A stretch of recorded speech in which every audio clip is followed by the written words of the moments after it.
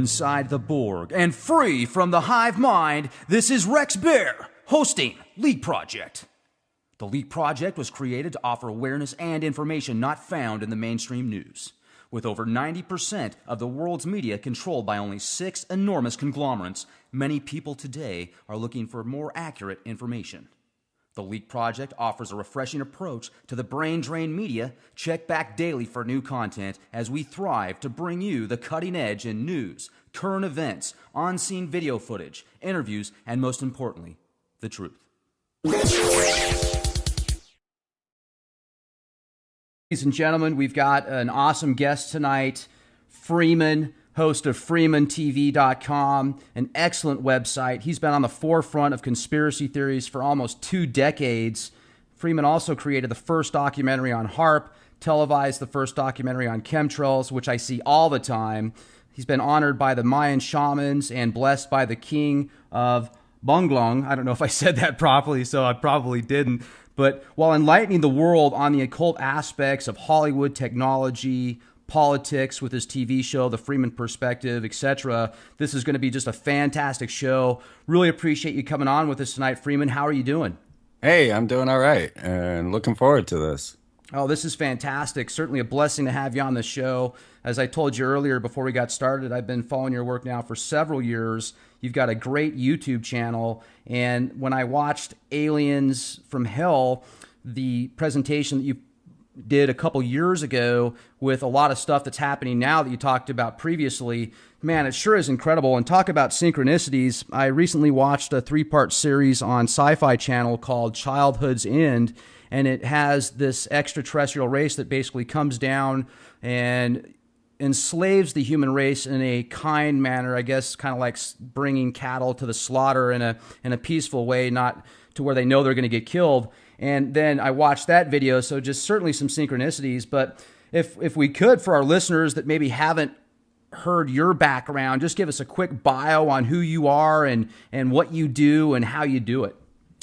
Well, I have been a wanderer, a shaman, a truther for a long time. I've wandered this earth. I gave up on the real world when I realized that there was these high-profile rituals going on that involved politics and celebrities. And, you know, as I looked at the world around 1999 and they were about to perform their capping of the Great Pyramid with gold for Y2K, and they did all their Luciferian rituals in the Y2K celebrations, I said, this is it. I'm off. I'm off of this.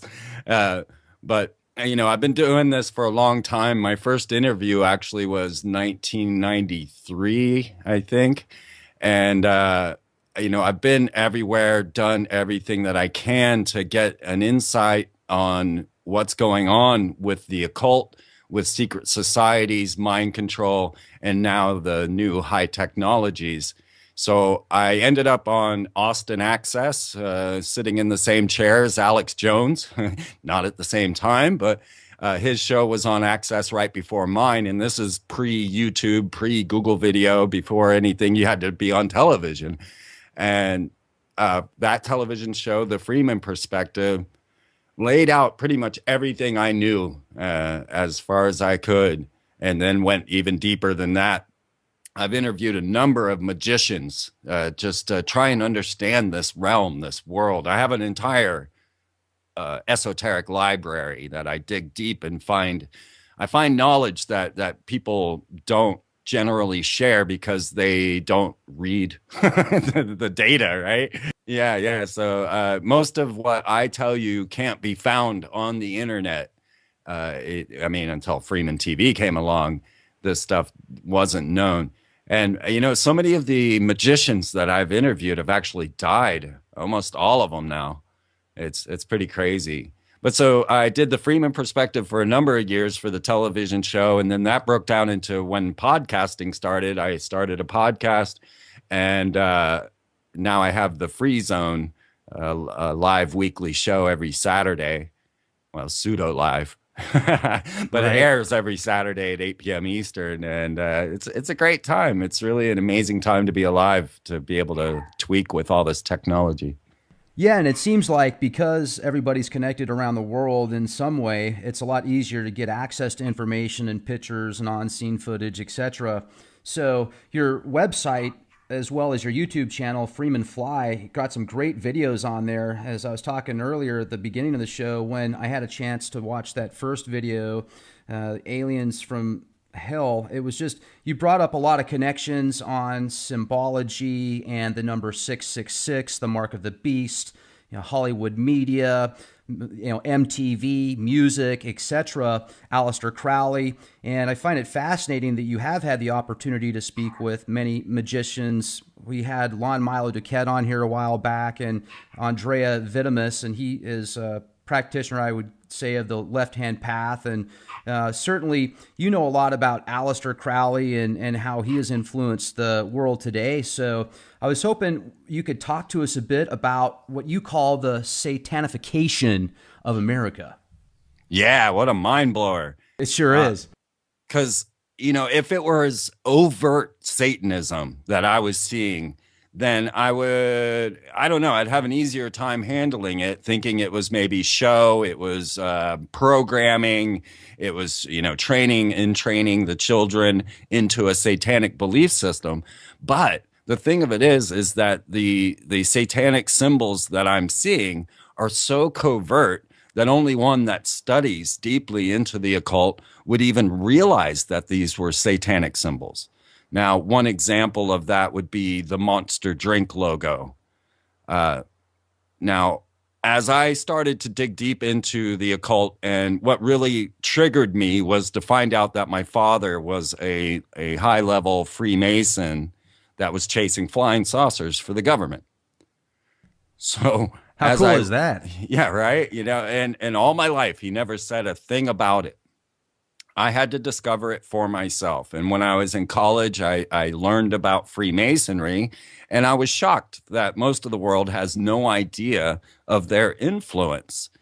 And then I'm also shocked at how many people have a trigger reaction to the idea of these ritual magic performers running countries, because after I put out corporate logos, and to give an example of this, so I put together the first film on occult corporate logos and what they mean.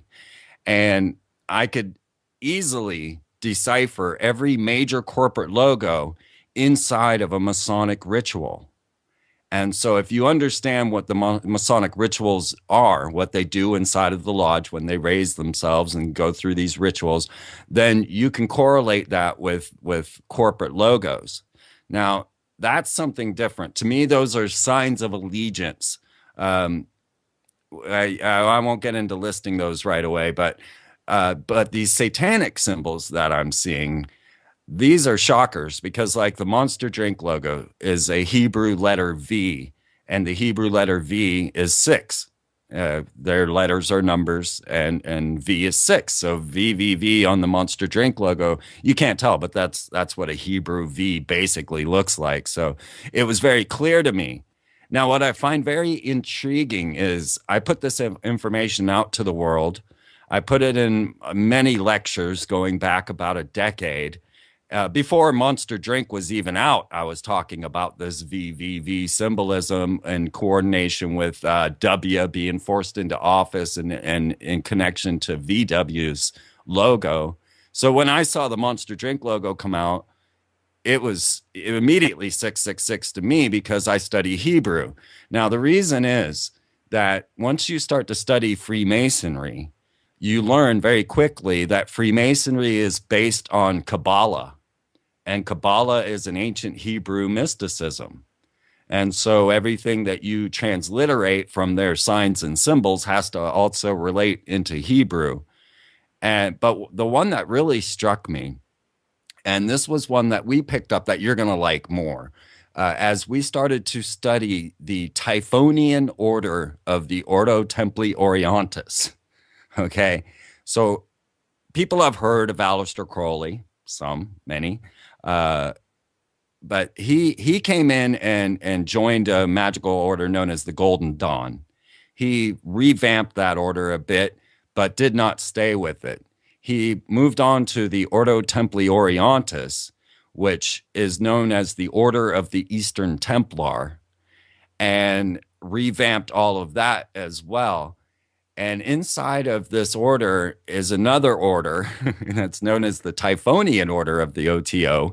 And these guys, their whole goal, and you can read all their books on it, on the Typhonian Trilogy by Kenneth Grant, their goal is communication with interdimensional or extraterrestrial beings utilizing ritual magic.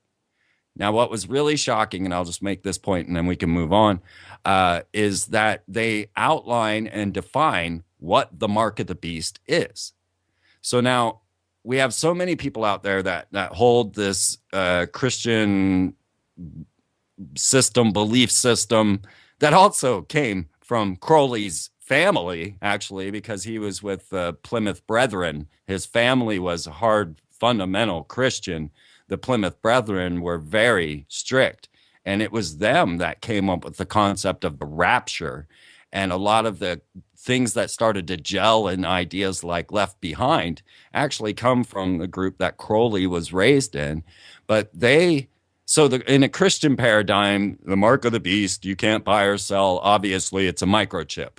Now, I hate it when people say obviously, because it's not obvious, and you're applying 21st century technology to something, that you're just making an assumption there.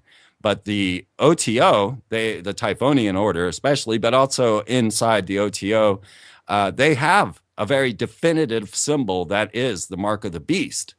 So, folks, the mark of the beast is an O and an X. It is the X-Men logo. So speaking of X-Men, sorry, just that made me think that brand new X-Men movie that's coming out, the original mutant, and he's the bad guy. His name is Yahweh. Mm-hmm. Yeah, go figure, right? Of course. That's when you get into Gnosticism and learn how Yahweh is the evil demiurge that created the material realm, and we actually all live in hell. Right. The Archon theory. Mm-hmm. This goes back to Madame Blavatsky, who also related into Crowley's work. She was not much earlier, but a bit earlier than Crowley. So Crowley came out with the Book of the Law about 1904, around 1904, and Theosophy, Madame Blavatsky was publishing in the 1880s. And yeah, that whole concept was actually adopted by the Nazis, and that's why they believe in the Aryan race, which is actually a Middle Eastern race, as the superior beings. He would actually carry around the works of Theosophy, and Adolf Hitler would, and this really boiled into a lot of the Nazi belief system. But see, this mark of the beast, this O and X, this was such a shocker to me. And I posted it on the website, tried to make this knowledge known, because it started showing up all over the place. It was Macintosh's new operating system. It's the symbol for, just so many things at this time. I can't think of them all. Movies too, right? Well, like a Triple X with Vin Diesel. Well, no, we're looking at the X-Men logo. So a key ingredient, a key example here was when Madonna came out at the Super Bowl, and she did what she called a 33-minute sermon at the Super Bowl during the halftime. Now, anyone that was a fan of my show or my research knew immediately that she was broadcasting the mark of the beast all over that show. She came out as the Whore of Babylon, dressed in this Celtic type goddess wear, right? Right. But on the stage, numerous times they showed the mark of the beast, the O and the X, and even crossed it with the W. And the W is another sign that goes to this, that is a symbol of the abyss and where the beast lives. So it was the mark of the beast along with the sign of the beast, along with the number of the beast, all being broadcast to everyone without them having a single clue that this was going on. And that's why I find it so intriguing, is because it's not blatant Satanism. It's very covert Satanism.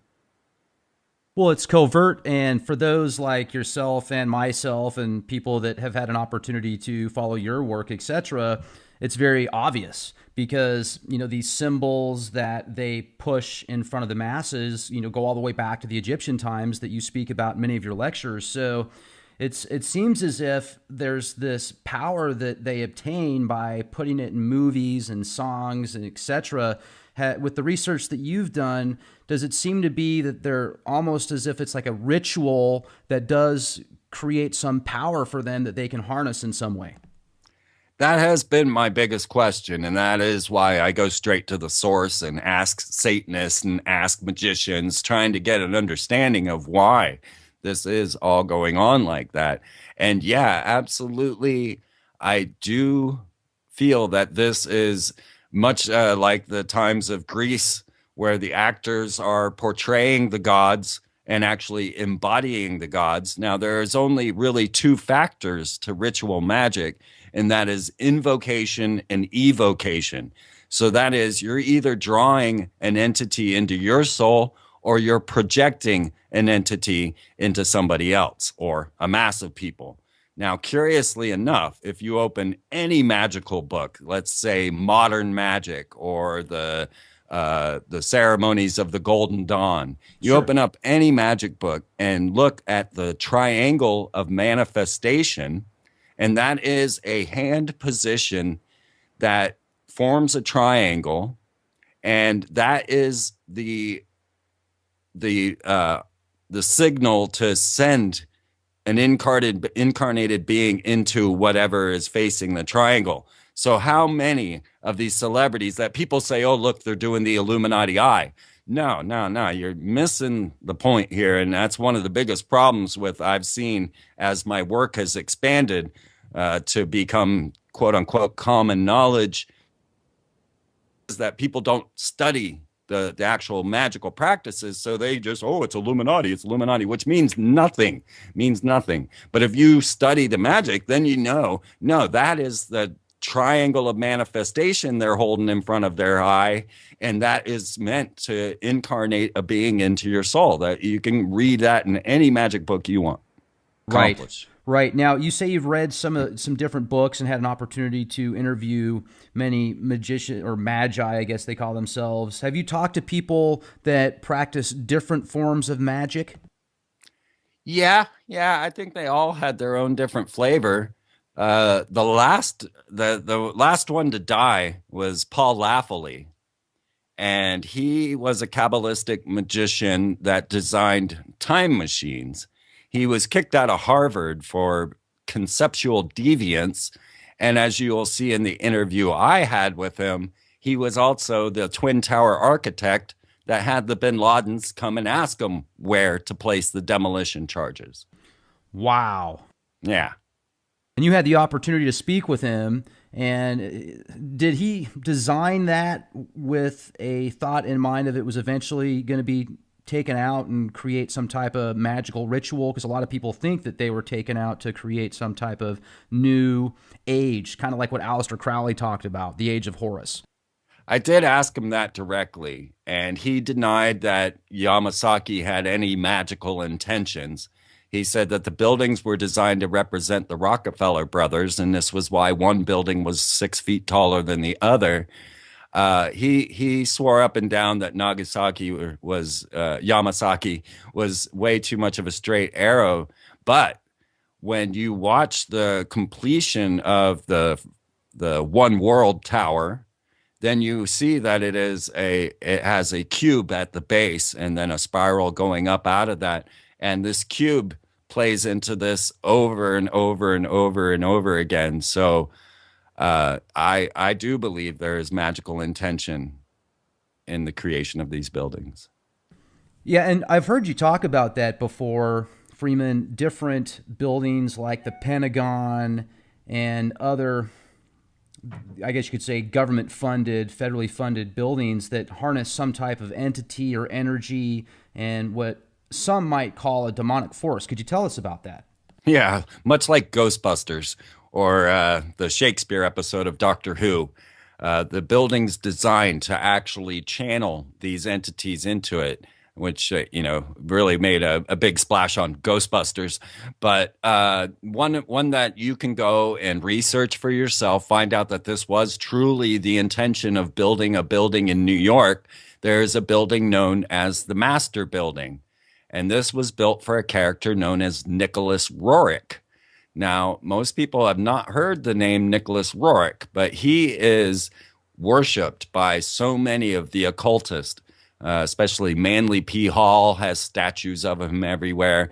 And Nicholas Roerich was actually working with, oh, am I going to forget his name? Secretary of Agriculture for the government, being sent to Tibet, being sent to these subterranean chambers to perform different rituals, carrying this mysterious box that is rumored to have a piece of Sirius in it. So I don't know how that works, but what Nicholas Roerich has done has painted himself in all of these places, doing these rituals with ancient Tibetans in subterranean chambers with massive crystals. And he has all the paintings there are in my photography section on my website, because I go to all these places and I research them all. I've been to every Mason temple nearly on the globe. I mean, I've been to Australia, London, America, and I've visited at least 50, 60 different Mason temples, including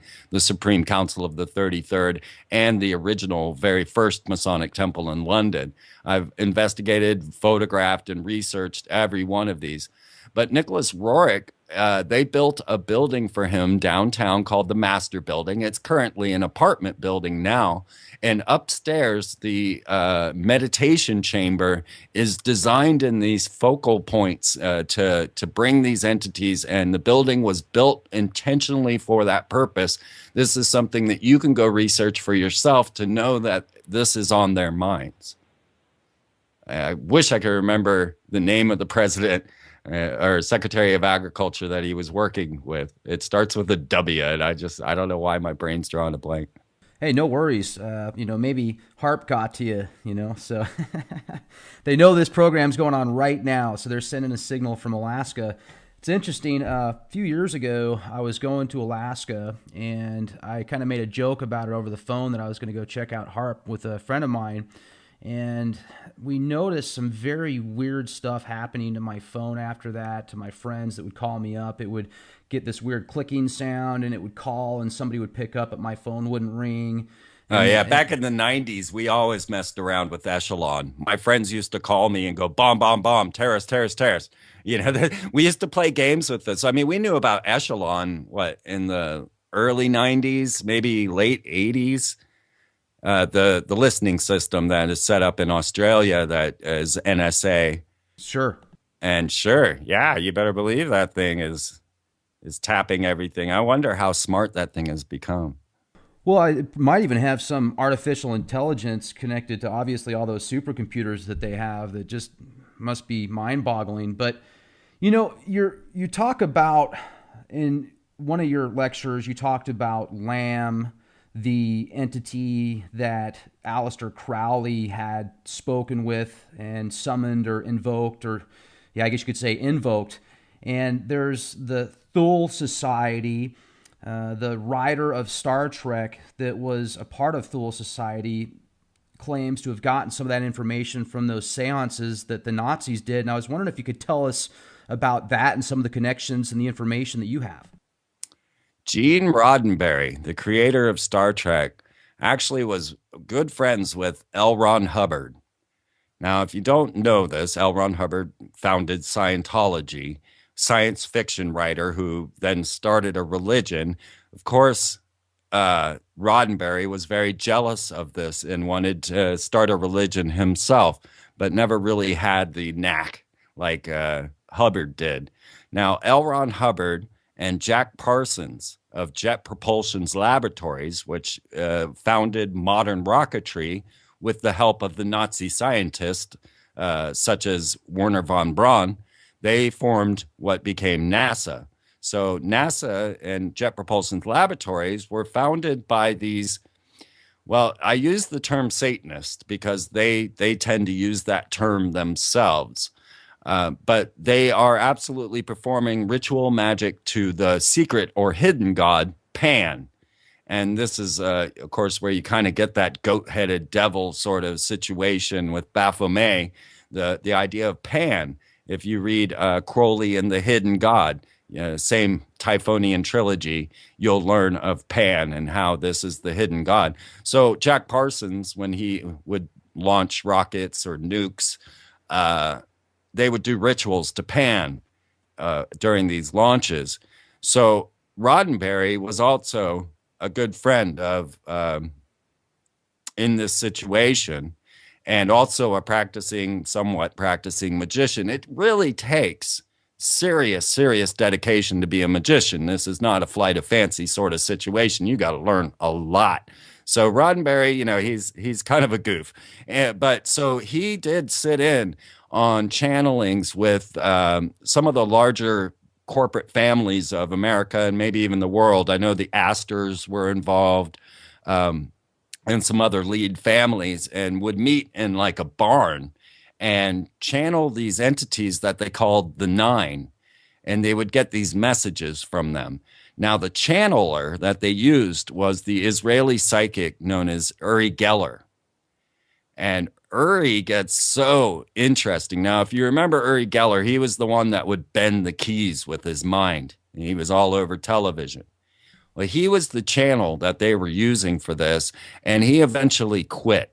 I guess talking to the Nine was somewhat taxing.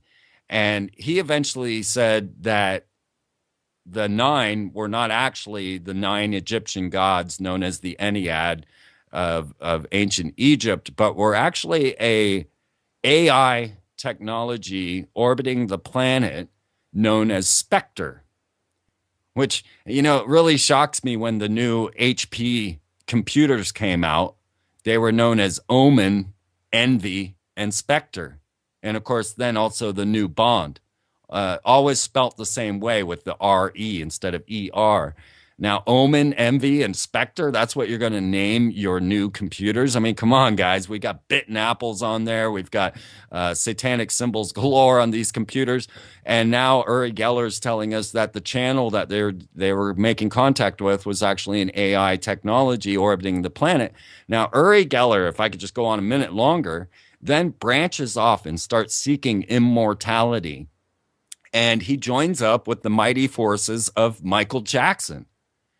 And all of a sudden now, this Israeli psychic and Michael Jackson are running around seeking a robotic body to transmit their soul into. And the robot that they had picked was known as E-Rock. And this was way early in the day, and these robots, super low budget. You can see E-Rock in a movie called Home Movie, and I think you can even find it on YouTube. But so this guy was hired by Michael Jackson to build a robot for him to transmit his soul into. But of course, then technology progressed, and human cloning became more of a factor. And in the year 2000, the corporation known as CloneAid came forth in front of Congress and announced that they've been cloning humans for some time. Now, they had a very intriguing character backing them, and he was known as Ra-El. Now, Ra means Lord in Egypt, and El means Lord in Hebrew. And he had a symbol given to him by Yahweh, who met him in a flying saucer. And it was the Star of David interwoven with a swastika. And he was to build an embassy for the Elohim's return, very much like childhood end. Right? He's building this embassy for the extraterrestrial gods to return. They contacted him in the Pyrenees Mountains in France and gave him this commission. Now, strangely enough, I'll just throw in a little personal anecdote with this. Paul Laffoley, who we were talking about before, said that necklace that Ra-El wore, okay, picture this. We're in Congress. We're having a discussion of human cloning. We have the major players of human cloning in the room. This is Bridget Bousselet and Dr. Savros, both claiming to have cloned humans already. And then this character, Ra-El, in his big white puffy spacesuit with a Star of David and swastika around his neck. They're interwoven as one thing. Now, Paul Laffoley, this Kabbalistic twin tower architect, said that Rael stole that necklace from him. And I swear to you, I'm the only one, as far as I know, that he's told this story to. I've never heard anyone else tell it. But he claims that he was in France, that Claude Virillion, who was to later become Rael, found him at a cafe.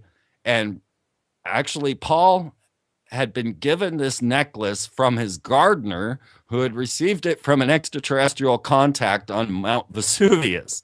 All right, I'd sit here and I listen to these people. I talk with these people, and they are serious when they're telling me these things. So Rael actually stole that necklace off of Paul Laffoley and ran with it. And I have a video of him telling this whole story. Okay, so now you've got this guy in a big white puffy spacesuit and this Star of David stolen from Paul Laffoley that was given from extraterrestrials on Mount Vesuvius, or it came from Yahweh in a flying saucer in Pyrenees Mountains, don't know. And he's there before Congress saying, of course human cloning will happen. It's going to carry on because thankfully nothing can stop science. Of course, I have all these videos on my website for you to see. This is Congress, all right? So Michael Jackson and Uri Geller, to get back to the story, meet up with Rael and Clonaid, and they hire them to build them a clone so that they could then transfer their bodies into a clone.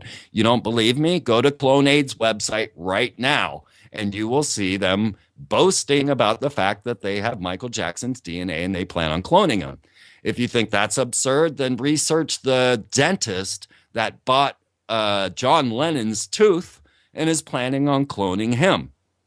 So the whole story boils down, though. Michael Jackson goes to the mall, a very rich mall in Beverly Hills, and he buys a lifelike replica of King Tut's golden sarcophagus. And the documentarian following him asks him, well, are you going to be buried in this? And Michael says, no, I'm going to live forever. Well, lo and behold, after he buys multi-millions, hundreds of millions of dollars of stuff in this store, including the King Tut replica sarcophagus, he vanishes, right? He announces his 30-day show at the O2 Arena. And if you look at who that person that announces the Michael Jackson concert, it's supposed to be Michael, look very closely. That is not Michael Jackson that's making that announcement. It's an imposter. And then Michael suddenly dies. Well, lo and behold, a month after Michael Jackson dies, everyone in the Chicago area suddenly notices a bust of Michael Jackson in the Chicago Museum from the period of Akhenaten, from the 18th dynasty of Egypt. The very Akhenaten is King Tut's dad. All right. So Michael Jackson buys King Tut's sarcophagus, vanishes. Now a bust of Michael Jackson is in the museum. It's him. Exactly. It's marked as a woman from an unknown female from the age of Akhenaten or King Tut. And no one ever noticed it until Michael vanished. Now, one last curious piece to this puzzle. I interviewed the head of the Time Travel Institute, and he said that yes, time travel is occurring, but we control it. We have time control technologies where we can shut them down, but we can't seem to stop them in Saudi Arabia.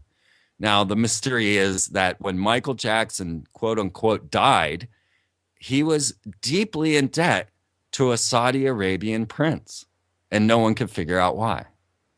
How bizarre is that story? So yes, Gene Roddenberry was channeling these very entities, and this is the ideas and everything that come from that. And Roddenberry really hoped that he could be like Hubbard and eventually form his own occult religion. And speaking of that, when you speak, L. Ron Hubbard Jr., who was one of the surviving abortions of L. Ron Hubbard, there were many of them, he did an entire article in Penthouse magazine saying how Scientology is actually a satanic ritual just spread out over a long period of time. You can go read this in Penthouse for yourself. It was in the 70s, I think, that he wrote this. But L. Ron Hubbard Jr., that's his description of it. So that's how this all ties up. Right. And as far as Lamb, the Aleister Crowley and Parsons and Hubbard, I think they all had some connections. And then there was the Scarlet Woman, the Horror of Babylon. What information could you give us on Lamb? Do you think that that's an actual gray or some type of interstellar entity? Okay, Crowley made a lot of enemies, and Jack Parsons and L. Ron Hubbard were two of them. And there was a magical war going on with them. And it's believed that even that Crowley had cursed L. Ron, and that was what brought down his ship in a massive storm. They had this near catastrophe. So this is the type of magical war that they would have, controlling entities or energies. And to give you an idea of their mindset, so L. Ron Hubbard, Jack Parsons at war with Aleister Crowley. Now, yeah, when you look at that depiction of Lamb, let me mention that Crowley died. Okay, so we already know that they're using their ritual magic to channel extraterrestrials. They say this themselves. Read it for yourself. They just republished the Typhonian trilogy. You can get it for yourself. Learn about the mark of the beast. Learn about this intercommunication with extraterrestrials. And that is the point of their ritual magic. Now, ritual magic has many points. This is just theirs, right? So, yeah, you tie all that together and you find that Crowley depicts this character of Lam that is, what we consider a gray today. And this was long before anything had ever, long before the concept of the gray was out there. And strangely enough, Crowley had performed a number of these rituals to open these portals, doing most of this at the Loch Ness house, where Jimmy Page eventually moved in because Jimmy Page was a huge follower of Crowley. And he never closed any of these ritual portals. And so next thing you know, Crowley dies in 1947. 3 months or 2 months later, Roswell. All right. So yeah. Now, I'm glad you brought up Roswell. That's the next question I was going to ask you. If you thought there might be some connection there, the rituals that they performed might have tapped into some different dimension, and this phenomenon that we saw back then and now might have something to do with it. Yeah, exactly the point. Exactly. That could very well be why these flying saucers became so prolific at that time. You had the 1952 flap as well, where there were fleets of flying saucers flying over the White House, made front page news. And of course, in today's age, my God, we have so many UFOs. It's crazy. And I put a whole bunch of the best ones in my Obama video, because it's just astounding what we're seeing today. It is. And do you think that they've had connections with our military for a long time? I mean, let's even go back to the Egyptian times. Do you feel that there's been some influence based upon ETs, that behind the scenes they've kind of controlled the whole thing like it's all a stage? Well, realize this. The only reason my father was chasing flying saucers for the government was because he was a sworn brother to the Freemasonic order. The only people that go into space and don't die are Freemasons. All right. Buzz Aldrin established a Freemason lodge, Tranquility Lodge, on the moon. That is very much Freemasonry, and the occult are very much wrapped up in this whole space program. So there's no escaping that. If anyone's looking at national history or the space program and doesn't include the occult, you're missing the whole puzzle, folks. So when we go all the way back to ancient Egypt, the strangest time that we're looking at here is the time of Akhenaten. And that is King Tut's father. Most people don't know that, but I'm so clueless. I always think this stuff is common knowledge, but Akhenaten is like the go-to guy for ancient aliens. Whenever you see an episode of Ancient Aliens, you pretty much only have to wait oh, excuse me, wait about 5 minutes before they bring up Akhenaten because he was so bizarre. This guy had a cone head, right? He had these weird, massive hips, like a female, and he flipped Egypt on its head. He created the whole concept of monotheism, and that is why people like Sigmund Freud think that Moses and Akhenaten are the same people. I've done an entire study on doctorate studies of Akhenaten being Moses. Very intriguing stuff. But so Akhenaten is always the go-to guy when it comes to ancient aliens because he was depicted with his family. He was depicted as a person. I want to say that, but they all have cone heads and Vulcan ears. I've gone and filmed the displays for you, which was illegal, by the way. So I got that for you. I snuck into. I went to 2 or 3 of the Akhenaten displays. Nice. And of course, they always herald it as King Tut, the King Tut exhibit, right? Now, this was right when Obama was inaugurated. So the moment Obama was inaugurated, they started bringing Anubis, the jackal-headed god of the underworld, started making appearances all over the globe. He was in London, he was on the Thames, he was in Texas, and finally found his way to the Denver International Airport, of all places. And as Obama was being heralded as our new president, Anubis, the jackal-headed god of the underworld, was making his way, displaying all of Akhenaten's stuff. And I went to 3 of these, and like I say, I filmed them. And you find that these people are all cone heads with Vulcan ears. And then you realize, wait a minute, this whole family looks really familiar. Wait for it.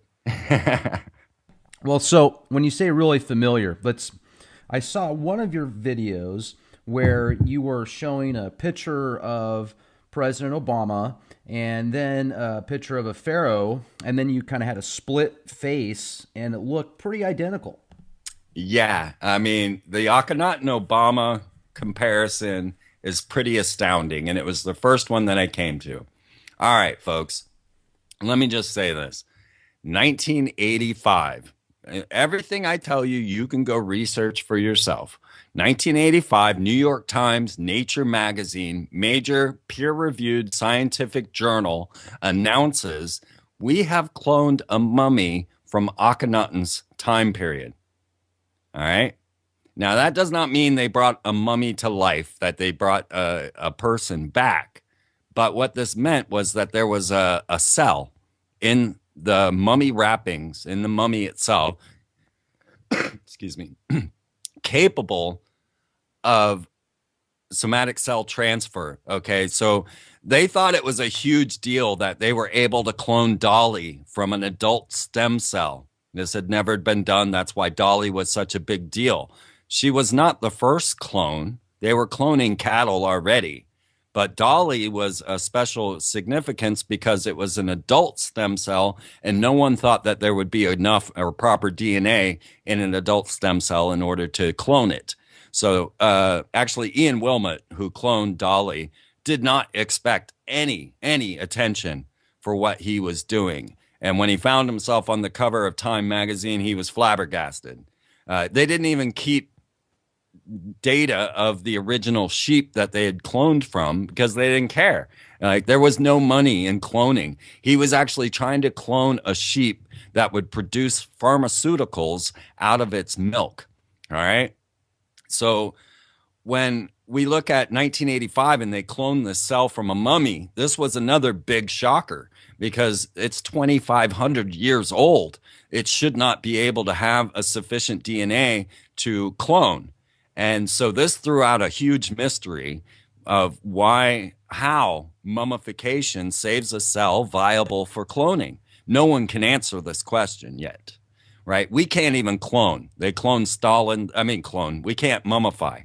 We mummified Stalin. They did Lenin in Russia, and they're both rotting.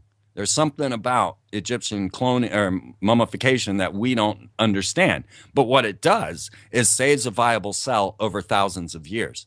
Now, the pharaohs themselves had announced that they would return in 3,000 years. Right? It's been just about that. It's 2,500, 2,800 years since Akhenaten. Well, they managed to clone a cell from that moment in 1985. Let me just keep that repeating that. And so I knew that cloning of mummies was already viable and something that we should think about and talk about. And so I brought it up in my third television show called Return of the Nephilim. And this was while W was in office. No one had ever heard of Obama yet. Then Obama comes out. I predict that the next president after W would not be considered an American citizen. Now, this is a bit of the social engineering going on to destroy the Constitution. So this whole now Ted Cruz is now a non-national citizen. They're starting another birther debate because the birther debate is more of a constitutional erosion than anything else. It didn't seem to catch with Barack Obama because never mind all the jokes he made about it, or that he said he was actually born on Krypton and his father was Jor-El, or when he showed his birth video was the Lion King.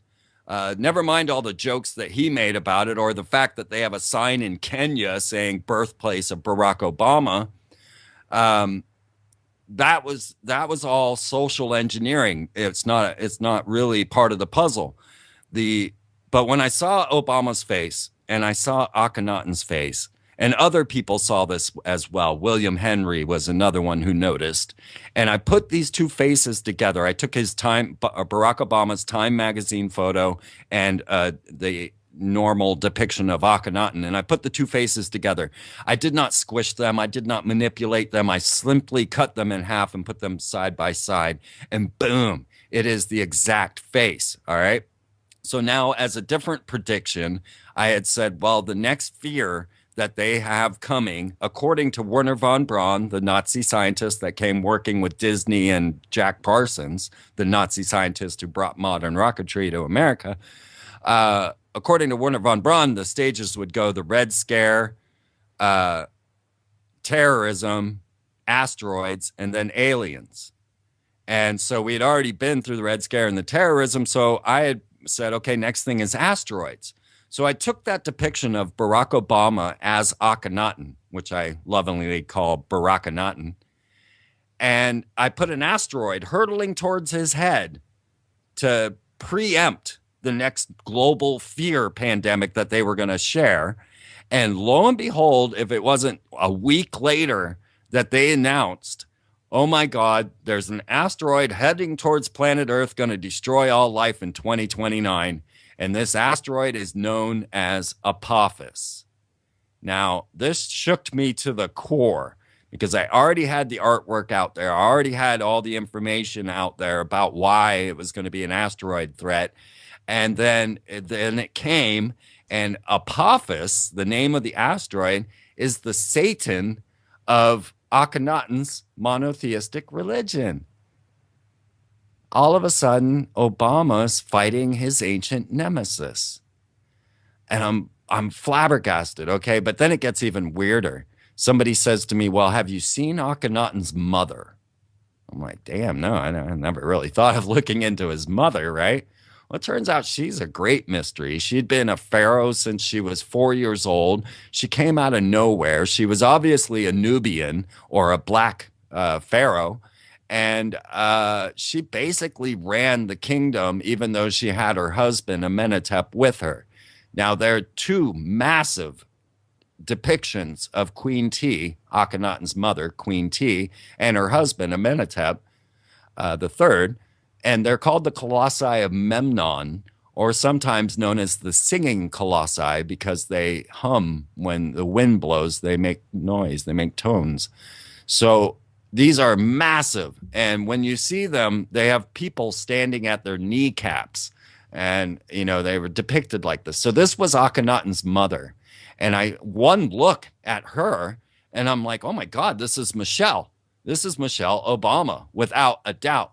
Now, I split those faces in half and put them together. I took Michelle Obama's high school photo and I took the Queen T depiction and I split them in half and put them together. And I left the images there for you to do this for yourself. Now, you can't even tell that I did it. They are so exact that you cannot tell there are two faces in the image. And you can do it for yourself. The images are there on my Obama cloning article. Try it for yourself. You'll be blown away. Okay, so now we're talking about a mother-son duo here with Michelle and Barack, Akhenaten and Queen T. But then you start to notice that Akhenaten, out of all the norms of Egypt, depicted himself with his children, and most especially 2 of his 6 daughters are constantly depicted. Well, I'm sitting there looking at this puzzle and I'm like, no, this can't be. 2 daughters as well. Let's have a look. And I looked at his 2 daughters and they are Malaya and Sasha. Exactly. I mean, Sasha's got a little bit pudgier cheeks, a little rounder face.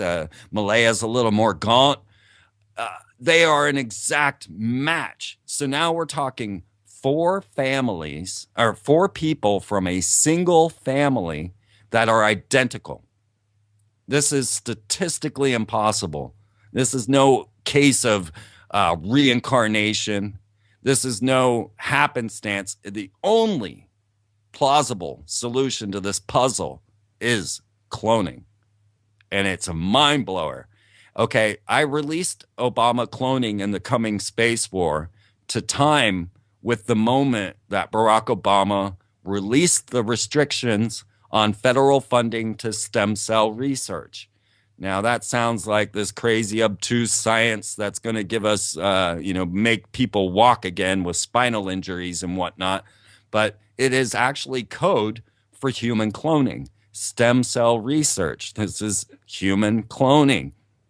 And what you find is that in the time of Ian Wilmot, when he was cloning Dolly, there was no money in cloning because there was no federal funding to cloning. There was no reason other than trying to manufacture cattle like they're doing at the big Chinese clone lab right now. Have you heard of this? No, I haven't. Look into the Chinese cloning factory. Now, this is Dr. Huang Suk, who is known as the disgraced cloner because he came forward saying he was cloning humans, and then they proved him to be a fraud. But what they had really done was catch him on some sort of embezzlement. They caught him on, some fraudulent papers, but he was brought forward to disgrace the concept of human cloning. And Dr. Huang Suk went on to continue cloning. And he now, if you've heard of Clone Your Pet, guys, you just go to Dr. Huang and clone it. I just want to jump in. That reminds me of the movie The Sixth Day with Arnold Schwarzenegger that came out in the either late 90s, early 2000s. And they had that big thing about clone your pets. And I said, that's how they're going to push it to the masses. They're first going to start cloning pets, and then they're going to say, oh, you can clone your deceased relatives. Yeah, exactly. And let me just talk about The Sixth Day for a minute, because that was a very interesting production company known as Phoenix Pictures. All right. Now, the Phoenix, of course, is this death and resurrection symbol. And when you watch that movie, they also did From Hell, which is Alan Moore's depiction of Jack the Ripper as a Freemason. And in From Hell, you will get to see the first ritual of Freemasonry, the entered apprentice. Almost exact, not quite, but almost. So if you want to get an idea of what a Masonic ritual is, watch From Hell. Now, Phoenix Pictures also put out Holes with Sigourney Weaver with Disney that was all about child labor camps. But The Sixth Day was very curious. And the reason I bring up Phoenix Pictures, not just the death and resurrection symbol that is their title, but they strike a friction match to boil up to the fiery phoenix. Now, if you look up the word Lucifer in the dictionary, it's going to say Christian, Satan, and then a friction match. All right.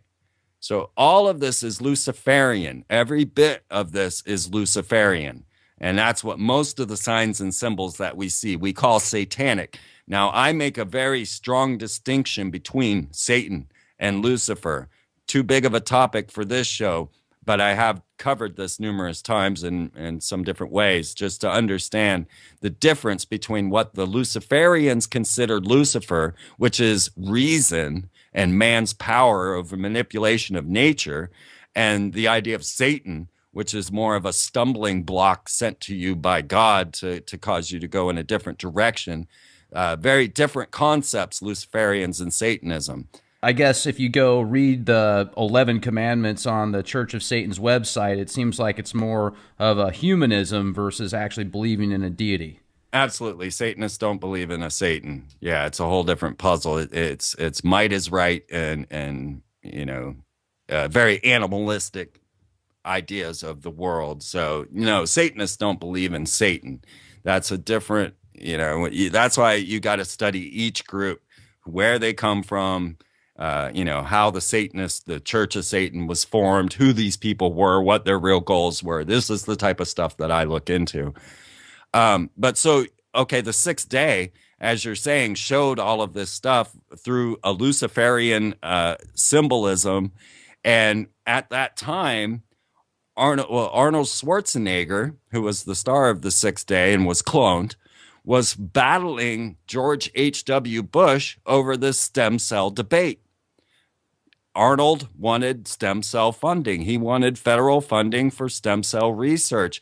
George W. Bush brought a bunch of stem cell babies that would have died in the experiments and brought them up on stage to counter this whole concept of stem cell research and shut the bill down. But Barack Obama, our clone himself, came straight out in front of the public, told everyone he's releasing the restrictions on federal funding to stem cell research, but we cannot, and these were his words, cannot allow human cloning for reproduction. Now, the fact that he mentioned this straight out of his mouth should tell you something. And it's in my video. If you don't believe me, you can go watch it come out of his mouth. But in his legalese, that's leaving out the concept of human cloning for experimentation, which is absolutely fine by their standards, by what he said and what the federal funding is going to. So now this Chinese factory is going to clone 100,000 cattle this year, hoping to clone millions over the next couple of years. And the FDA approved your eating of cloned meat back in 2008. So they're on board. The cloning factory is happening. Human cloning is happening. All of this is happening. It's Terrible. On the news. Nothing I'm saying to you is obscure. Go look it up. So first it's, it's okay to put basically derivative of Agent Orange on the majority of the corn crops that are out there.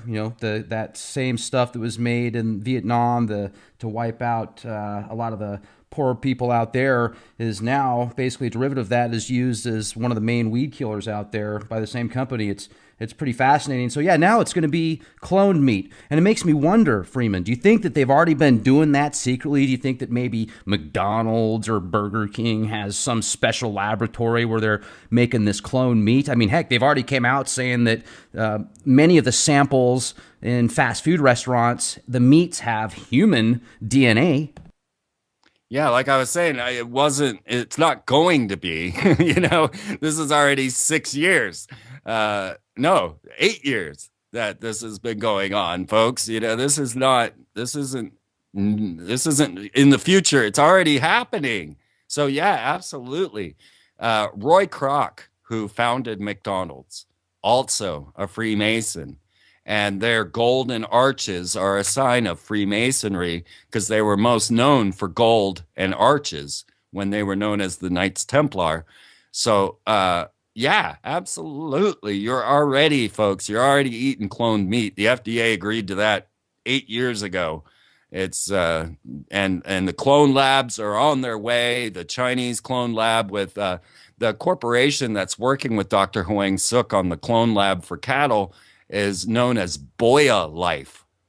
And I don't know, that's such a weird name. We got Clone Aid, we got Boya Life. You know, but yeah, no, it's happening, folks. This is not out there stuff. This is in your news. I get alerts, Google alerts for this every single day. If you put a Google alert out for human cloning, you'll see it's going on, and the president's standing behind it 100%.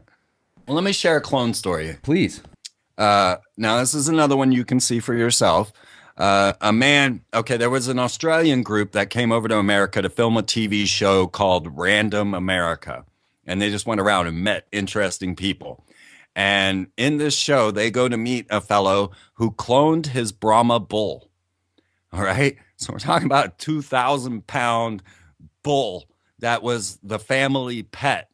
And this bull would hang out and have its little spot that it would always sit around, and it played with the family and such. Well, its name was Chance, and Chance died. And they loved this bull so much that they spent, you know, $100,000, $200,000 to clone this Brahma bull. Now, they show this bull in the TV show, Random America, and this bull that's cloned looks super sinister. He looks so evil. He's got these big black rings around his eyes, and it does not look like the original Chance. They called this cloned one Second Chance. And Second Chance was a monster. Second Chance gouged this owner numerous times, even to the point of ripping his scrotum open with his horns. And the owner was like, well, we're going to wait till he's at least 7 to see if he's becomes as nice as Chance does, or Chance was. And he's living with this crazy psycho bull. And what I find most curious about cloning is that when you give birth, there's a energy inside the woman that sparks that cell to life and tells it to start to divide. Well, in cloning, that spark is artificially generated by electricity. They shock the egg with the electricity to make it think that it's alive, and then implant it into the surrogate mother.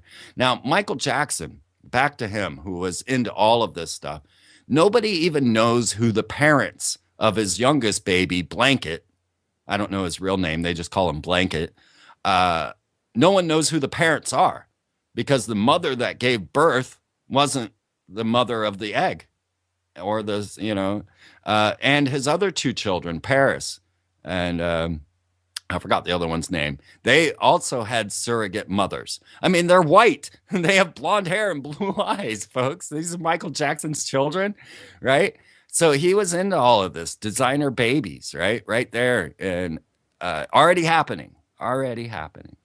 Well, so let's jump back to The Sixth Day, the movie that we were speaking about a moment ago, when they had the main guy that, not Arnold Schwarzenegger, but the bad guy that was the head of the company that did this cloning, and he got shot and killed multiple times, but he kept basically coming back to life because they would just plug him into a new body, and then bam, voila, here you are. There's so much speculation out there now, too, that there could possibly be many of these movie stars and famous people in Hollywood, whether it be the music industry or the movie industry, could possibly be clones as well. How do you think they're cloned, man? And I mean, is it just a plug and play process now at the top level? Yeah, you really got to wonder, because mind transfer technologies is the other puzzle in this, and that's what they needed with in the Sixth Day. So they would clone the body, but of course the clone is not the person, and so they would then take a mind sample of this person and transmit it into it so that he would have the memories, and that's how he became the person again. So mind transfer technologies, there are a number of companies working on this. The most public one is known as the Blue Brain Project. And I always find it interesting how many blues we have out there, with the blue beam, blue brain. Blue blood. Yeah, blue blood. over and over again. Blue Book, of course, chasing the extraterrestrials. Yeah. And so the Blue Brain Project is run by a man called Henry Markram, and he is working on creating a rat brain inside of a computer for mind transfer technologies. Now, this is the open science. This is the one that you can learn about. So you can imagine somebody with a massive computer. Okay, so here's the problem. Henry Markram does not have the processing capabilities of transferring a human mind. This requires what is known as exabytes of information or petabytes of information. Now, to kind of give you an example, all written works in the entire planet of all time would fit into 5 petabytes. So this is the type of processing power necessary for mind transfer technologies. There's only one corporation, one company, and one computer in the world that claims that has the power of pushing petabytes, and that is the LHC grid at CERN, the Large Hadron Collider computer network. CERN, of course, had created the World Wide Web. They are the ones that have the technologies to produce mind transfer technology. Now, CERN, of course, has a corporate logo that looks like 666 with a hyperdimensional portal. They have Shiva, god of destruction, standing out in front, and very esoteric things going on inside. If you've ever seen that mysterious video they put out with the dancers, that was bizarre. They even filmed a horror movie in CERN at one point. But this computer technology, we're starting to move into another direction with quantum computers. And well, guess who has all the robots from DARPA and all of the quantum computers? Google. Yeah, that's right. They've got a complete DNA lab in their Calico division. Google has bought all of the DARPA war military robots, and we're quickly going towards another Arnold Schwarzenegger movie, Terminator, or Terminator Salvation, with Google, who has a quantum computer, AI technology. They bought that as well. DNA lab, one of the biggest in the world. And let's see, mind transfer robots. Okay, so now a few other examples of this mind transfer. And isn't Ray Kurzweil now one of the leading guys with Google's technology and transhuman movement, etc.? I hadn't heard that, but it wouldn't surprise me one bit. The singularity, absolutely, this is what they consider that moment when we enhance ourselves in that way. Now, there's a couple other open science projects that you can look into for yourself. Check out Robonaut 2, who is on the International Space Station. Robonaut 2 is a telepresence robot. That means that you can connect your mind to this robot on the International Space Station and manipulate it as if it was your body. There is the X-37B, which is a robotic space plane, which has been orbiting the planet for almost a year now. And it also is a telepresence robot. It is a robotic space plane it's on its 4th mission. So we're looking at years that this robotic space plane has been orbiting the planet doing God knows what, because it's a secret military project. Now, I watched it launch from Cape Canaveral. I was there. So they can't hide these launches. But what they can hide is what the X-37B is doing, because it is a military program. These are both telepresence robots capable of mind transfer technologies. Don't believe me? Go to Wikipedia, look it up for yourself. It's true. Robonaut 2, also known as R2, and the X-37B, the robotic space plane. Now, here's where it gets a little more bizarre. I was talking about Henry Markram and his Blue Brain project. Well, there was a time where they announced all of the alien ambassadors that we now have on planet Earth. So Linda Rothschild is the extraterrestrial ambassador for NASA. Wow. Yeah. Now, this is open, folks. This is not hidden. Look it up. Maslin Othman is the head of Office of Outer Space Affairs and is the extraterrestrial ambassador for the UN. Now, they decided to hold a big meeting at the Royal Society where all of the great heads of science come together. And in this group, they included Paul Davies, who wrote the book, Are We Alone? And you can see a picture of Hillary Clinton hanging out with the Rockefellers holding that book. Paul Davies was at the Royal Society meeting.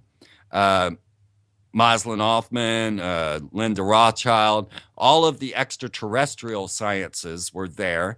And Henry Markram of the Blue Brain Project was there as well in this massive meeting and deciding what to do when extraterrestrials can contact us.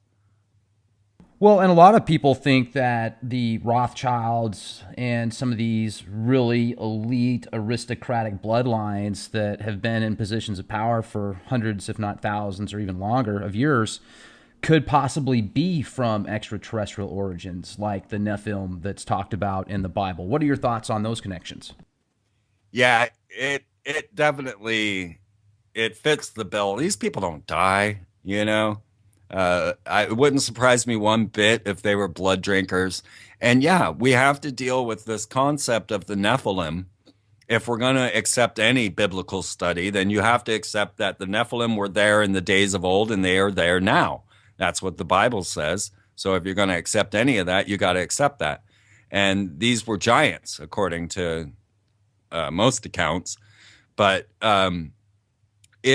yeah, there is definitely something to these bloodlines, and that has been the key ingredient. You'll find out Britney Spears is related to Hillary, Brad Pitt's related to George Bush, or maybe I got that backwards. Madonna is related, and I have it all in my lecture and the tree, the family tree, so that you can see that even the celebrities are of the same bloodline as all of these elite that we're discussing. So yeah, I do believe, and I also believe that the DNA connection makes them better receptors for this reptilian energy. So when they channel these entities, it's far easier for them to be in communication with them. And you were talking earlier about the seances that the Thule Society was doing, and they claimed to have made contact with this artificial intelligence that was going around the globe. Do you think that that could have been from the infamous Black Knight satellite that has supposedly been, estimated to be, or supposedly approximately 13,000 years old? Yeah, it's very, very possible. That's the one that has, come up on the radar so many times that it would make sense that this would be the Spectre vehicle. Now, the Thule Society, or Thule, however people say it, they formed the Nazi Party. They were openly communicating with interdimensional beings. That was their charter. And then they formed the Nazi Party. And of course, then the SS and all of the lead Nazis were performing these rituals. And they came forward and said, don't worry about Hitler. We sing the tune. We have got him in communication with them. Now, as I said, Adolf Hitler was running around with works of Madame Blavatsky. He was absolutely a practicing occultist and had complete understanding of all of this situation. Right. And then his corporate logo that he put on the Volkswagen, right? So the Volkswagen was the Nazis' answer, the car for the people. He was supposed to be the people's president, right? Right. So he made the Volkswagen so that everyone could have a car. And of course, the corporate logo for the Volkswagen is two V's interlaced. Now, the VV symbolism, I picked that up as I started to study the Hebrew connections to corporate logos, and I came to Phillips 66. And I said, well, what is Phillips 66? If I can relate everything else to a Kabbalistic ritual, then I should be able to relate the number 66. And I looked it up, and it was the number of the abyss. It was the number of the fallen angels, or what's known in magic as the Qliphoth, sometimes represented as excrement. And this is what W means. And when you take the W and you take the two V's and you interlace them like the Volkswagen logo, then you get three V's, which Hitler would absolutely know equates to 666 in Hebrew. Now we start to look at who Hitler was removing from the system, and you clearly and quickly find that it's any other magical order. So he removed the Freemasons. He removed the Jews. He removed anyone that had knowledge of these magical practices, and became the elite magician out of this whole situation. And do you think that that's why most religions today portray any type of occult practice or even just mind over matter practice in essence as something that's evil, that will lead you astray, because the elitists or people at the top levels want to keep that system of control and power for themselves? Yeah, I do. I really do. I think everyone should look into the esoteric. Oh, excuse me again. I think everyone should look into the esoteric, that you should have a working knowledge of these magical practices to understand what is going on, because you're so caught up in the show, the facade of it all, and you don't see the deeper, most devious magical practices going on. But that being said, I do not believe all practices of magic are evil. When you begin to study magic, you quickly learn that a vast majority of it is Christian based. So when you do your pentagram ritual, and that is to summon an entity, invoke an entity into your being or into a room, you use the Lord's Prayer in Hebrew to open that portal. So when you also find that the archangels are all called upon during this pentagram ritual, Raphael, Gabriel, Uriel, you call upon all of these archangels within magical practices. So yeah, I think that people just having a trigger reaction to the occult and not looking into this at all, then trying to, that's where my show was intending to be different than anything I was hearing anywhere on the globe, because you were only getting this information from Christian fundamentalists who just said, oh, that's Satan. Oh, that's Satan. I came in and I clarified, I identified, and then I investigated what these occult practices mean, what they do, why they're happening. And that's where my show differed greatly from anything that was on the air at the time. I know that you're also very knowledgeable with mind control and some of the techniques, etc., that are used. I was hoping you could share some of that information with us. Yeah, trauma-based mind control also really relates into the left-hand path of magic. Now, the left-hand path, and that's why you see all of the artists covering their left eye. This is a sign of the left path, or the dark side of magic. And of course, Star Wars is now promoting that so heavily with the Disney J.J. Abrams and the ideas of the dark side. But it is trauma-based mind control is a horrific practice that really came out of the occult. If you go back to Crowley and his cult that he had inside of the Loch Ness house, you'll find that they were eating feces, that they were debasing themselves in the most greatest ways that they could. This was supposed to purify your soul by doing the most horrific things you can imagine. And trauma-based mind control came out of this, went into the projects like MK Ultra and Project Monarch, and they started to use these techniques. Now, if you want to know exactly or nearly what trauma-based mind control entails, the movie The Butterfly Effect with Ashton Kutcher lays it out step by step. And you will find that movie to be very horrific. And if you got a copy of Fritz Springmeier and Cisco Wheeler's book, How to Create Your Own Undetectable Illuminati Mind Control Slave, you can lay that book down side by side while watching the movie and see that it almost goes chapter for chapter in the effects of trauma-based mind control and how they are done. So yeah, the butterfly effect, which is a curious name because part of this is to open the soul to these entities And Crowley wrote a book called The Moon Child. And the Moon Child was an idea that these magicians have to be able to incarnate a god form into a child.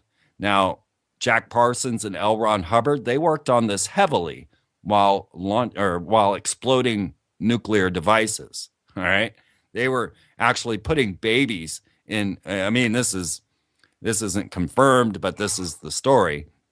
In chambers under the nuke explosions, and trying to create this moon child. Now, the reason I connect this to the Butterfly Effect movie is that the second title to Crowley's book, The Moon Child, it's called The Butterfly Net. And of course, the Monarch program comes into this very heavily, and you'll see the Monarch symbolism everywhere. Now, the reason the Monarch is so important to this trauma-based mind control and what we're talking about with the genealogy of the Nephilim, the monarch butterfly was noted to pass information on through genetic memory. So it takes 3 generations of a monarch flock to make it to their mating grounds. How does the second generation know where to go? The first generation died before they got there. Somehow the second generation's carrying on. Now, they have just done major studies, and I think it was Johns Hopkins University that came forward and said, absolutely, genetic memory is a reality.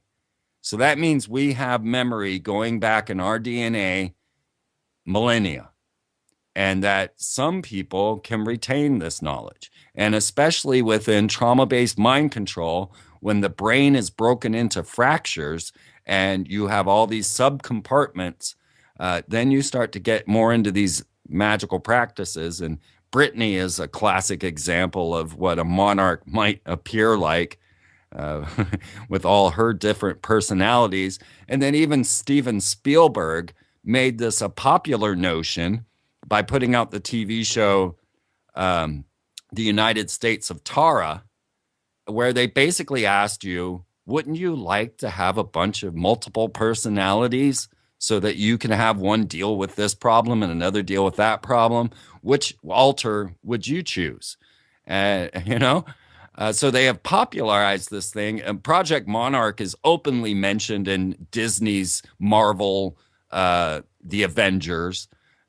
We find the effects of trauma-based mind control portrayed constantly in the Star Wars Clone Wars animation series. They put most of the characters, and especially the young children, in that cartoon through trauma-based mind control situations, such as sticking a child into an electrified cage. That happens in that child's cartoon is one of the things. There's numerous, though, if you watch it.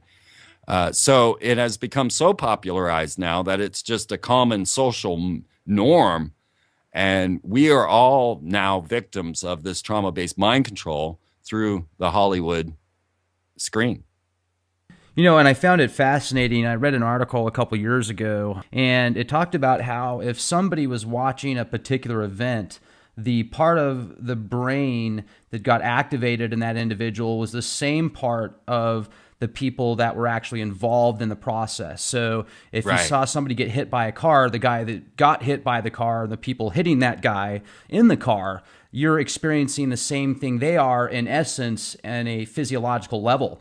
So I've often wondered if these, giant films that are portrayed around the globe that bring in hundreds of millions of dollars, this new Star Wars film that I think is going to bring in well over $1 billion, if it does have a global impact and they're able to harness that energy. So, I find it fascinating also. I don't know, have you had a chance to see that new 3-part series by Sci-Fi that was based on the Arthur Clarke novel, Childhood's End? No, I'll definitely have to check that out. I have read the book, and I think I saw... Oh, you did? Great. Yeah, well, sure. Okay, so if you read the book, even better. I mean, I definitely need to read the book. I'm sure it's a lot more detailed. But in this 3-part series, they portray these overlords that come down as what most Christians would call the devil, but there's a bunch of them, fallen angels, I guess.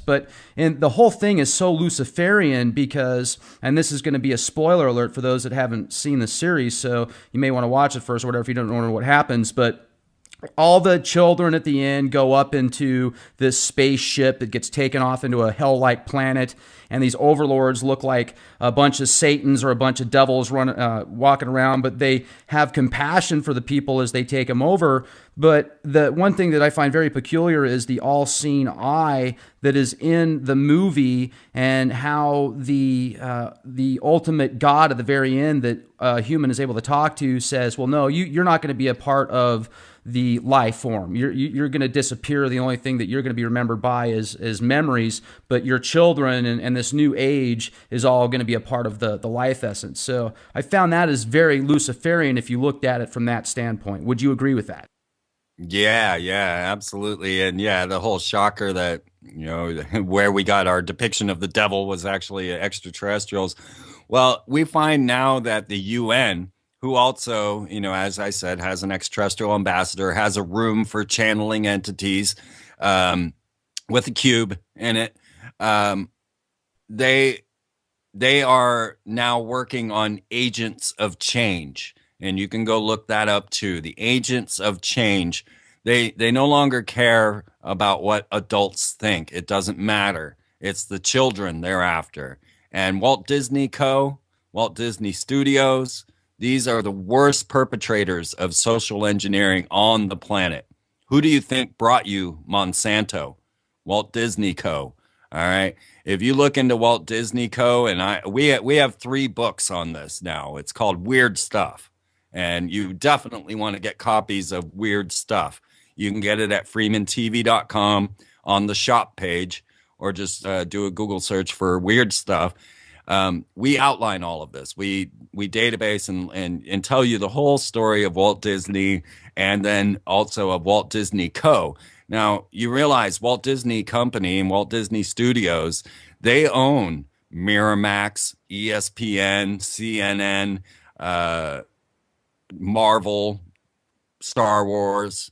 All of the major social engineering programs come straight through Walt Disney Co. And they're a major player in all of this. When you realize, like, my dad built nukes for a corporation known as Martin Marietta. Martin Marietta sponsors a ride in Walt Disney.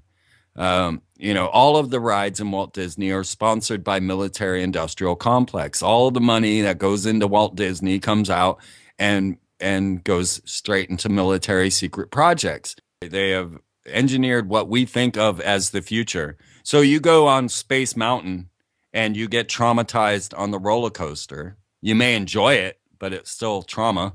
And when you come out of that trauma, you're in a bit more of a theta state or an alpha state, whichever one it was. My science. Sure, but you're definitely under some deeper level of thought. Yeah. And what happens is you're put on this nice, slow-moving people mover, a little treadmill, and you're shown what your future will be. Now, this has been going on since, I was one of the first people to walk into Epcot. I grew up in Orlando. So, my mom met Walt Disney. Let's put it that way. So, do you ever wonder, I'm sorry, I just got to ask because you brought that up. Do you ever wonder if you might have been a part of some type of MK programming or some offshoot of that? I definitely do. I think that my mom spared me. My dad was so bizarre, and my dad went through trauma, and his father traumatized him.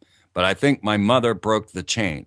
But that being said, I've had some strange, mysterious events. And one was when I was in elementary school. I was put into this special advanced learning thing in elementary school where I was stuck in this room with all these cards, and I had to study every card and learn all this data. And I don't even know what was programmed into me about that. And when I asked my parents about that special class, they had no knowledge of it whatsoever. They had no idea that I had been put through that. When I was in the Civil Air Patrol, and I won the contest for selling the most candy bars. I got to fly a Cessna at 16 to Alabama to go to the headquarters of the Civil Air Patrol. And, well, strange story I'll just share with you as an anecdote. On the way, I'm flying this airplane. I'm sitting next to my commander, Commander Radar. All right, swear to God, that was his name. Commander Radar was the pilot, but he allowed me to fly this Cessna for a bit. And while I'm flying through the air, Cadet Parrish, I'll never forget that kid, takes a piece of stripping tape off a package in the back of the airplane and begins to strangle me while I'm flying the airplane. Now, what was really bizarre to me is that I'm freaking out. I let go of the steering wheel. Commander Radar takes over, and maybe this is just common pilot practice, but he never said a word. He never reacted to the fact that I was being strangled by this guy in the back seat. And then we land at the Air Force Base, and we're flown in a C-150, one of those big cargo planes, and to the main base of the headquarters. And I just punched Parrish in the arm. Like, I'm so nonviolent. Like, I probably didn't even bruise him, but I had to do something because no one did anything. You know, I got strangled while flying a plane. I punched him in the arm, and nothing was ever said. But what's a mystery to me is I don't remember anything after that. Nothing. I have no idea. And so that's pretty bizarre to me. So I do wonder. I do wonder because my mother. Now, speaking of genetic memory and how we carry the lineage of our families, my mother was abused by the Catholics and raised by the Catholic nuns and was abused by them. And then she was rescued by the Nazis. Okay, my mom was born in Luxembourg, raised in France. She had to run from Germany to France to escape the Nazis, but the Nazis rescued my mom from the Catholics. And the Nazis went below her Catholic school and they brought up these children's skulls and sex implements, sex toys and things, and said, "This is what we're rescuing you from." So my mom then became a Nazi youth. And whenever I would joke about Pope Ratzinger and talk to my mom about it, going, "Well, you know, he's a Nazi youth from Bavaria. He's our Pope." You know, the current Pope's a Jesuit, which is even worse. But old Ratzinger, who mysteriously quit, was a Nazi youth from Bavaria. And my mom would say, "Well, I'm a Nazi youth from Bavaria," you know, and what could I do? So I got my mom, who was raised by a witch in France, who was a renowned healer. People would come from hundreds of miles to have this lady that took care of my mom, this witch, heal their cattle from warts and stuff by circling under fire under the moonlight. And I actually have that spell. I actually have how to do that. And my mom showed it to me. So this is my mom's side. And then she's married to the grand potentate of Bavarian Freemasonry in Kaiserslautern. And this is the man that brought my father up through Freemasonry. And now my father, he was on Killer One submarine with Jimmy Carter. I got pictures of them together. He was, like I said, in Project Blue Book, chasing flying saucers. He was building nukes when I was born. And he was raised as a lifetime. I broke the chain. I'm the first in my family to not join Freemasonry. So that's my dad's side. So now you got all those genetics boiling up in me. And I come forward with all this data. And it's not until I'm researching it, telling it, and covering it that I learn that my family was all involved in all that in the background. I didn't know any of this stuff. Isn't that bizarre? Yeah, it's fascinating, and it certainly does make you think that DNA does have a much more, it's a lot more powerful than most people would speculate in the scientific community. So that's incredible, man. That's certainly very wow. I can't even imagine being in a plane for the first time. I'm flying this thing, and then somebody strangled me, and then nothing said about it. Yeah, That's man, that really shocked weird. me. Isn't that bizarre? That sounds like some type of possible trauma based, because if the guy said something, was like, "Hey, knock it off," immediately the other guy just stopped it or did something. You'd be like, "Yeah, okay, he was just being a goofball." But the fact that nothing was even said, and then you forgot everything after that makes you wonder. I've got a friend that I've known since elementary school, and this guy has scars and stuff, and he thinks he was a part of the Montauk Project or whatever, and had some just horrific stuff done to him, and he reminds me a lot of that guy on the new movie America, or it's a movie that came out recently that you can rent if you go to Redbox or whatever. It's called American Ultra. Yeah. Have you seen that movie? Oh my God. I thought that it was just going to be kind of a covert reference to MK Ultra, but no, it's open. Oh yeah. Open. Straightforward MK Ultra programming right there as your Hollywood entertainment. And as a little side note, I was in a movie with Dan Fogler. Now, most people don't know Dan Fogler by name, but you'll probably know his movies. He was in Good Luck Chuck, Taking Woodstock, Fanboys, the ping pong movie, Balls of Fury. Oh Dan yeah. Fogler, Yeah. he's in Interstellar or one of those. Okay. Uh, Yeah. Definitely. so, and he had his own TV show, Man Up. Well, anyway, I was in a movie with him, basically based on my life. I was the inspiration for the movie Don Peyote, which you can watch on my YouTube channel. He gave me permission to give the movie away for free. But we filmed that movie over 2 years, and I took Dan to all these different Mason temples and all these weird places. All of that got cut from the film. I'm lucky I'm still in the movie. I think if it wasn't based on me, I wouldn't be in it at all. But we were taken to Topher Grace's house, and I spent the night at Topher Grace's house, who's in American Ultra. And we left him a copy of Weird Stuff. Now, Topher wasn't there. Topher was off doing whatever, celebrities do.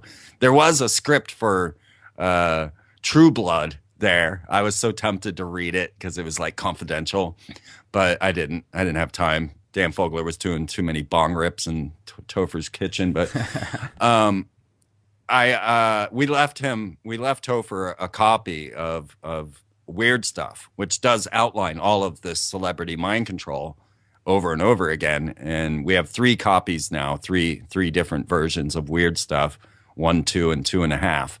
And this takes all of this knowledge out of the internet and puts it as a tool for you to share this information with your friends. We designed Weird Stuff, our book, as a guide, and we put full color imagery in there so that anyone that picks it up will have questions. And so it was actually designed as a tool to get open communication, dialogue with your friends, because you know how hard it is to get them to sit there and watch a video with you. You just lay a copy of Weird Stuff out on your table. They're going to pick it up. They're going to see Lady Gaga. They're going to see Britney Spears. They're going to see Walt Disney. They're going to see Star Wars. They're going to see the Aurora shooting. They're going to see Sandy Hook. All of these things are covered in there. And it'll open up stuff for people to talk to. So we managed to leave a copy for Topher Grace. We've also given a copy to Weird Al Yankovic after he came out with his aluminum foil. Have you seen Foil? No, but he's great. I definitely got to watch that. I appreciate you bringing that up. Oh, go see Foil right now. Like, folks, when we get off the air, go watch the Foil video. It's based on Royal, but it's epic. It's so epic. And strange thing, we were watching the video Foil, Weird Al, and we had a little 5-year-old with us, and maybe he was about 5, and I can't think of that guy's name, but the one character, why can't I think of his name? He rips off his face, and he's a reptilian at the end of the thing, and this freaked that kid out so bad. Oh my God, it really shows you how the impact has, because we didn't expect any of that. We're all laughing, and this kid is freaking, and oh my God. But Foil, was a very conspiratorial We really wanted to talk with Weird Al about it, but they wouldn't let us talk to him, so we could just hand him the magazines, the books, and leave it at that, and hope, you know. I did end up with Weird Al's phone number, but I haven't called him yet. And then we also went to see Cat Williams for his conspiracy theory tour, and we got a couple of copies to him backstage. So we've been sneaking these books into the celebrities' hands, like Topher Grace, for some time now, trying to get this knowledge more public. But then, you know, lo and behold, they come out with a damn movie, American Ultra, which basically, you know, how much do they know? They know a lot. These celebrities know. They know what's going on. They know what situation they're in, and they know there's no getting out alive. I mean, look at Chuck Barris. He was the guy who created the Gong Show and the Dating Game, the Newlywed Show, I think, as well, right? All of those old television game shows. Right. And Chuck Barris comes forward with a movie and a book called Confessions of a Dangerous Mind. And he nearly admits that he was a contract killer for the CIA, and that when they would win the competition on the dating game, they would schedule the romantic vacation in Romania where he could go and do the assassination where he needed to go. And there's a full movie, Confessions of a Dangerous Mind, a book. And at the end, they interview Chuck Barris. And he definitely lost his marbles over the years. And they ask him point blank, you know, is this story true? And he's like, I'm not going to confirm or deny it. But this is the layer that it's at. There is a Hollywood army. I mean, if Matt Damon shows up at your door, you better be scared. You know. Well, you know, that's the thing that I got to ask is, would you say, Freeman, that most people in Hollywood at that level that are in these blockbuster movies, TV shows that bring in hundreds of millions of dollars, tens of millions of dollars, do you feel that they are under that program at some level, that they can be controlled, or if need be, some type of trigger word, bang? You know, like look at Lady Gaga, that one interview. Do you remember in Britain when somebody in the audience said, "Oh my God," or the interviewer said, "Oh my God," and as soon as he said that, Lady Gaga did this weird. She had this weird trance look on her face, and then she put her hand over her eye, just like you talked about. Right. Yeah, we're seeing this quite a bit as we start to really understand the situation. Beyonce in some weird mesmerized state. We saw Katy Perry being flashed an obey symbol by Russell Brand and going into a weird altered state. We're seeing this more and more. And yeah, it's actually my personal belief that Paris Hilton was able to get a number of the trigger codes and use them against the other girls, which were known as the Anti-Panty Group. And this was Britney Spears, Lisa Lohan, Lindsay Lohan, and a couple of others. And I believe Paris Hilton was using these triggers. Now, Paris Hilton is only famous because she managed to get a sex tape and use it against the people, as these type of handlers do. And I think she got a hold of the triggers and started using them against these girls, causing them to go out and flash their vaginas to everyone and laughing it up. You know, of course, Britney ended up shaving her head and scrawling 666 on her forehead, claiming she was the Antichrist, and spoke in a satanic language that scared her bodyguard enough that he came out on Montel to talk about it, ran around naked in a British accent, and all the things that we're seeing from them. This is not normal. This is not just some drug-induced frenzy. This is, you know, trauma-based mind control coming out forward. And so, of course, they had to punish Paris Hilton, and they gave her those few days in jail to show her that she was just like the Goyim if she went against the leaders. It's interesting you brought up that term, the Goyim. I was going to ask you earlier, and I'm glad you brought it up, just making me think about this. A lot of people speculate that the Protocols of Zion is an actual handbook for the people that control the majority of the media, the scientific communities, the corporations, the banking, etc. And that's talked about the goyim, if they tell you that they're going to do something to you and you're not a part of their bloodline, then it's okay for them and they can get away with it karma free. Some people speculate that's why they put certain things in movies that predate events that have just crazy similarities. Do you think that that might be a connection, or do you have any information on that? Yeah, there is definitely an esoteric practice of that where uh, if you give the free will agreement, then it's all acceptable, and the entities, the demons, however you want to put it, have open license because you did not deny them. So we do give our open free will agreement to these situations by watching the films and accepting this data into us. Now, as far as the protocols of the Elders of Zion, I did do a research onto that, and it was proven to be fraud is not the right term. It was actually used by numerous people on numerous occasions to vilify certain groups.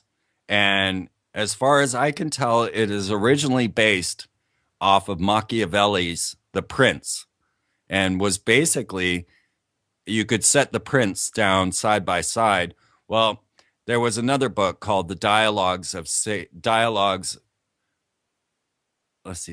in Hell between Montesquieu and Machiavelli. And then that book was further plagiarized to become the Protocols of the Elders of Zion.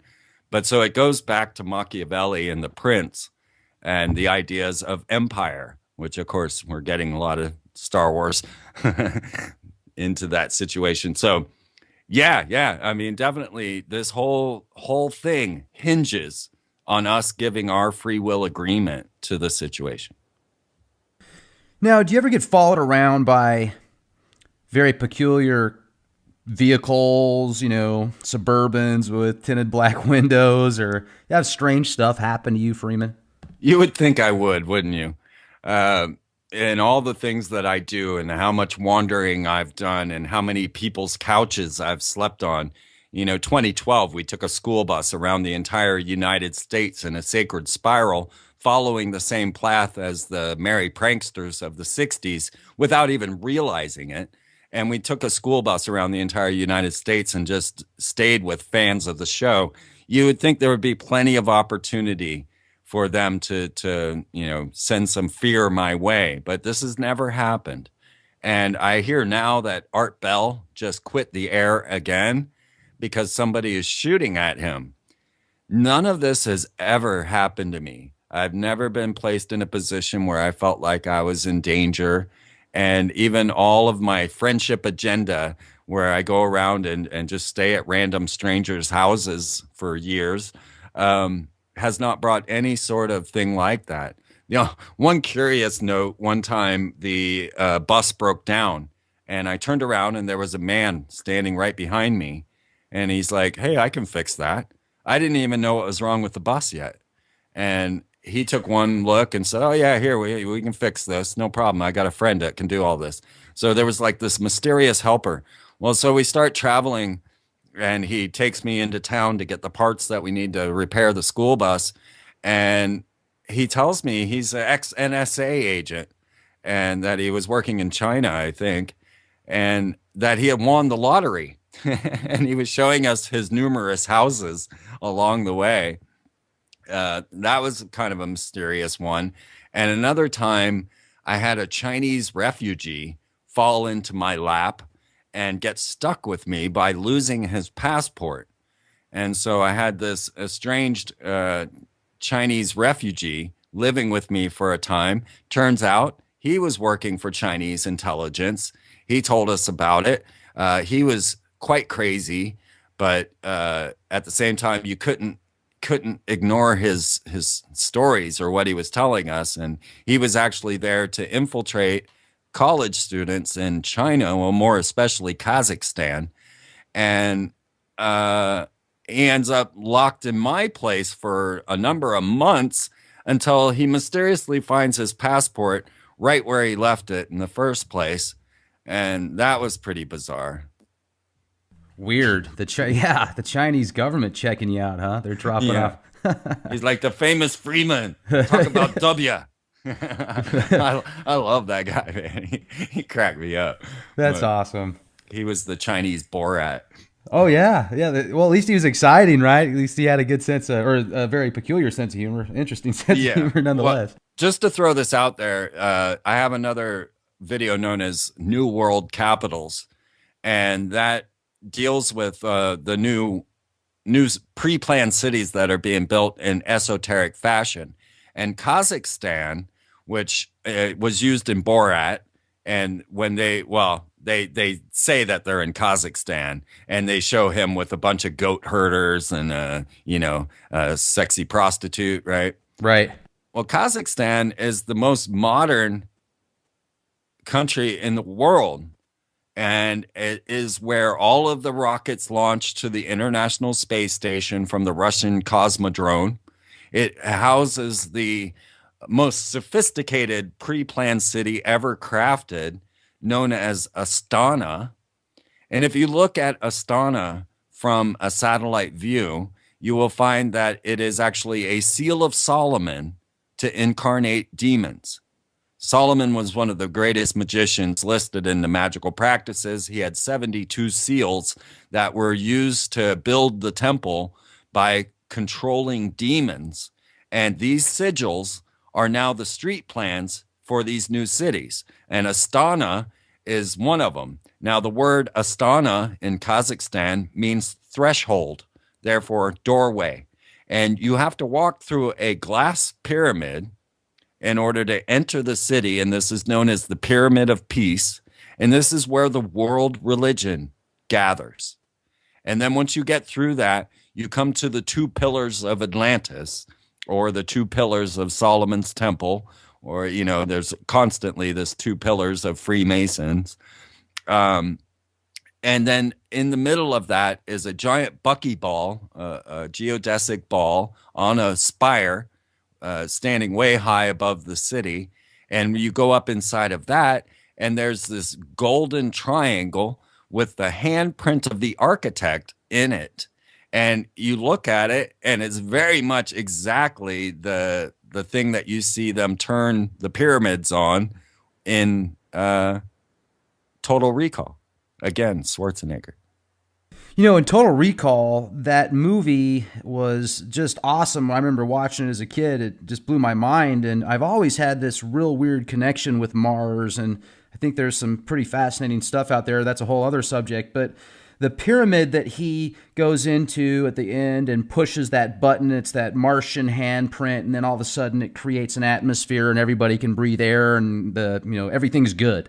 Well, if you've heard of Courtney Brown and the Farsight Institute, yeah, they Dick Algier and Daz Smith, two of the best remote viewers in the world. I've had an opportunity to talk to Dick a couple of times, and he's going to be back on the show with us again here at the Leak Project in a week. But they did this remote viewing project on a specific area that NASA had an amazing photograph of what looks like this giant pyramid. And then outside of the pyramid, there's some type of liquid or steam or something coming out of it. And I'm just thinking to myself, man, is that pyramid that was portrayed back in the Total Recall movie? Because if you look at the picture, the high resolution photograph in black and white, it does look very similar to or just a giant pyramid. So I was wondering what your thoughts were on that. Well, final thoughts on this is the idea that Phobos and Deimos, the moons of Mars. Now, as we're looking at Mars today, we're really seeing polar caps. We're seeing atmosphere. They now have that new rover on there. Andrew Basiago saying he went to Mars with Obama. By the way, if you've heard Andrew Basiago say that, he was on Stephen Colbert talking about going to Mars with Obama. I'm the reason that he remembered that. He told me.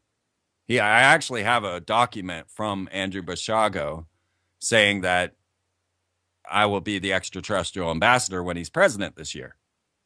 So, but it was me Cool. talking about, yeah, it was me talking about Obama being a clone of Akhenaten that sparked Andrew Basiago's memory of going to Mars with Obama. So that was all my fault. I find that really interesting. But get back to Deimos and Phobos, the two moons of Mars. They did not show up at all. Now, no, there is no descriptions of moons of Mars until 1877. The only time that moons of Mars were ever mentioned was in a book known as Gulliver's Travels. This was before the 1877. But by 1877, now, of course, Gulliver's Travels is all about a giant and a bunch of little people, right? Um, Interesting. but after 1877, everyone saw moons on Mars. And we have been watching Mars for 100 plus years. And people were already seeing like, canals and all the things that they were reporting that they were seeing on Mars. But Phobos and Deimos, okay, they mean fear and panic. That is the name of the moons of Mars. And Phobos has always been of utmost importance to the space program, both Russian and American. They've sent over 6 probes to Phobos to try and get an understanding of it. Now, Phobos 2, the mission from the Russian Space Agency, went up to Phobos to get some closer imagery, and every rocket, every satellite that has gone to Phobos has mysteriously vanished. And what is her name? Marina Popovich, the head of the program, of the Phobos program, came forward all over the news to show a 14-mile long craft that was they got a picture of before they lost Phobos 2. Now, just recently, NASA sent another Phobos project up, and this one was called the Phobos. It's hard to keep all this stuff in my brain, but the latest Phobos program that they sent up, they announced, okay, so Buzz Aldrin went around. He was on UFC or WWE and Dancing with the Stars, talking about a monolith on the moon of Mars, right? Right. I remember that. He's telling everyone that would listen. He said it was either extraterrestrials or God that put it there. Now, when the Phobos mission went up, this last one, Phobos Grunt is what it was called, they shut the satellite off. They announced to the public, and I always broadcast this stuff from NASA TV live on Freeman TV. So if it's happening, I'll put it on the front page. I'll embed it to the website so you can watch. So we watched the whole Phobos Grunt thing. We watched the bombing of the moon. All of these things shown live on my website. So they shut the entire satellite down, went into silent running like a submarine in wartime. And they announced that they would not be able to get photographs of the monolith because they had to shut down the cameras and everything, because their goal was to see inside of Phobos. Now, lo and behold, they found it to be hollow, or 2/3 hollow. And those moons are not meant to be there. They show up out of nowhere. They look like the Death Star, not as much as Iapetus, the moon of Saturn. Right. But they absolutely are a big mystery to the scientific and the space program. And every time they send one up there, they lose it.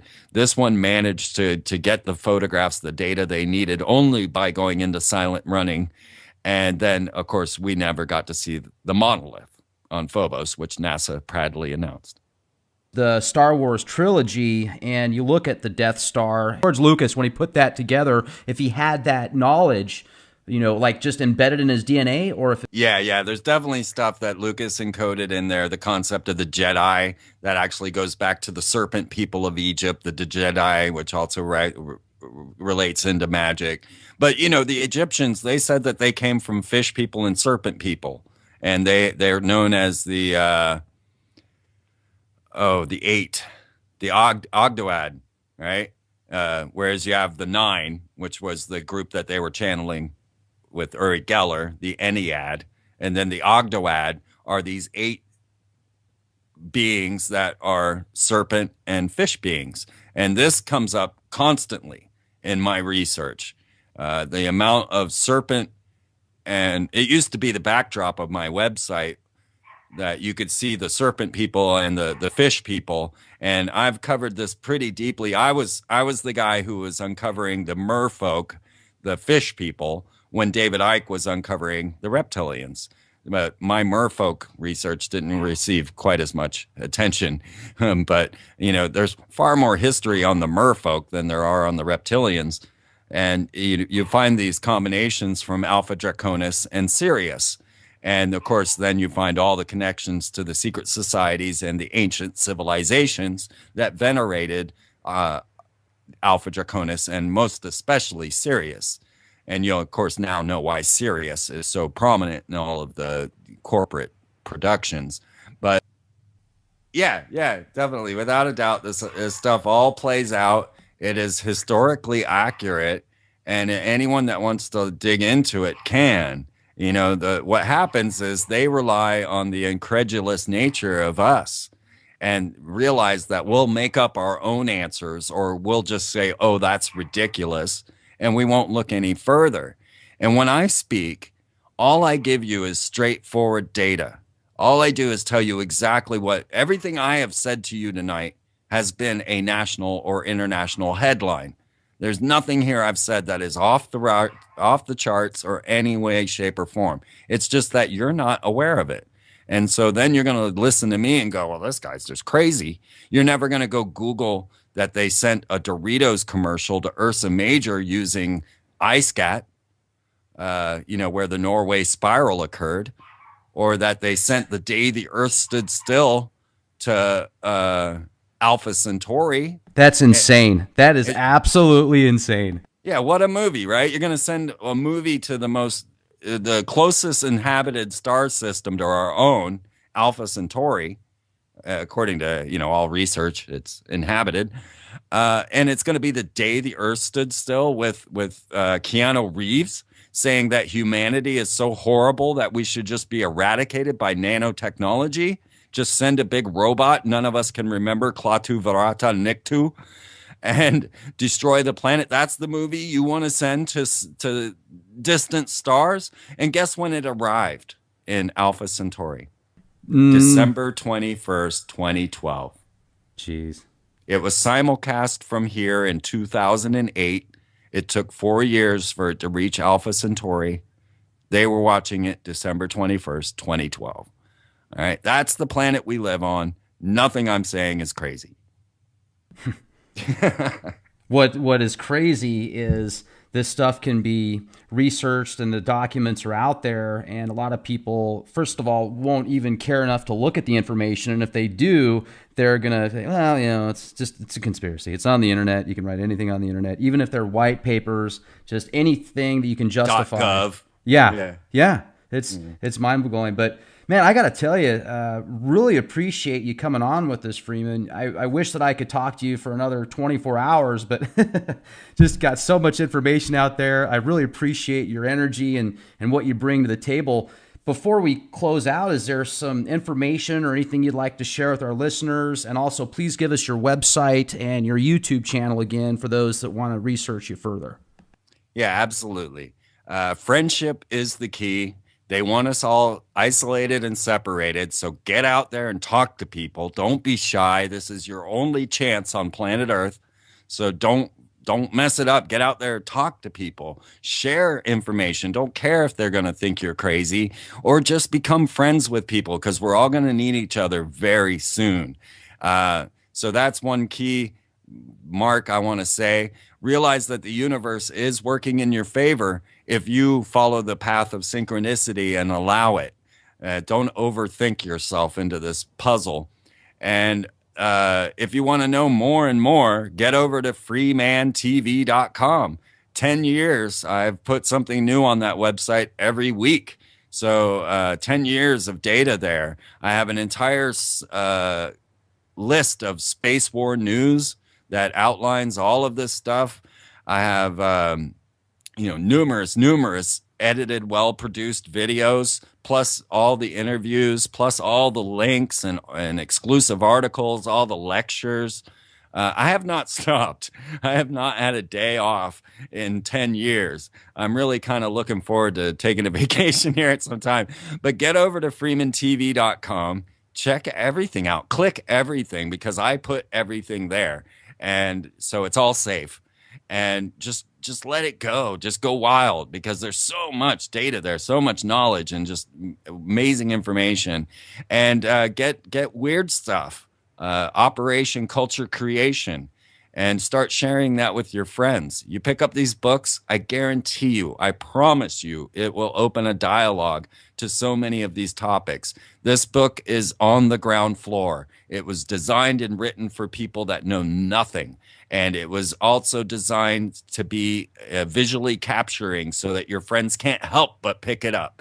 So the latest one that we just published, it just came out this week, is called Hollywood Mind Control.